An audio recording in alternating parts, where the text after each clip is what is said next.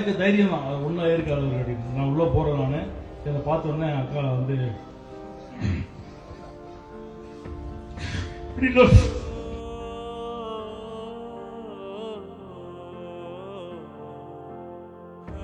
L K Sudhish இப்போ விஜயகாந்த் மச்சான் அப்படின்னு எனக்கு ஒரு அடையாளம் கொடுத்துருவார். எனக்கு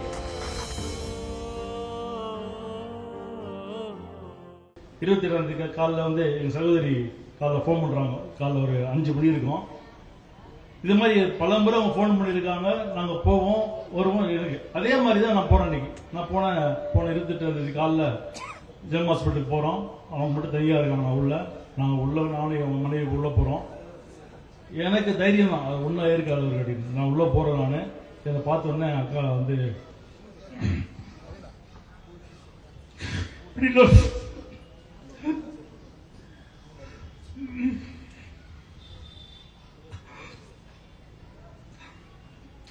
சொன்னாங்க, நம்பியோ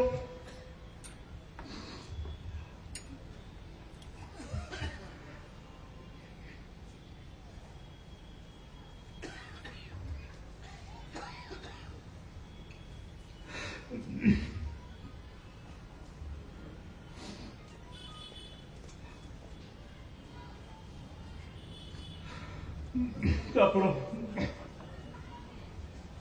6:10 டாக்டர் சொன்னது கேப்டன் முடியல, நம்பவே முடியல. ஒரு மணி அப்படியே உட்காந்துட்டோம். ரெட்டில் அப்படியே ஒன்றும் புரியல எனக்கு. அதுக்கப்புறம் பாஸ் ஆகி ட்ரை பண்ண,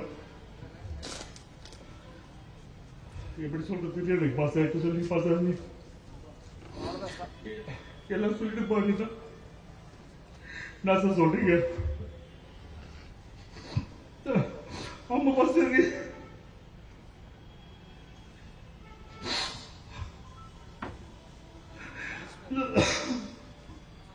எவ்வளவோ விஷயம் பாஸ் சொல்லுவாங்க.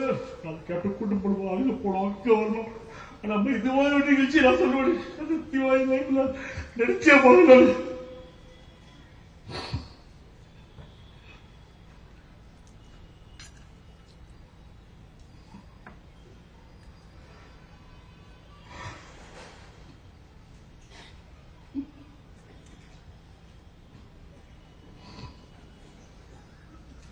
யார் சொல்றது, என் மேல அவ்வளவு நம்பிக்கை வருங்க.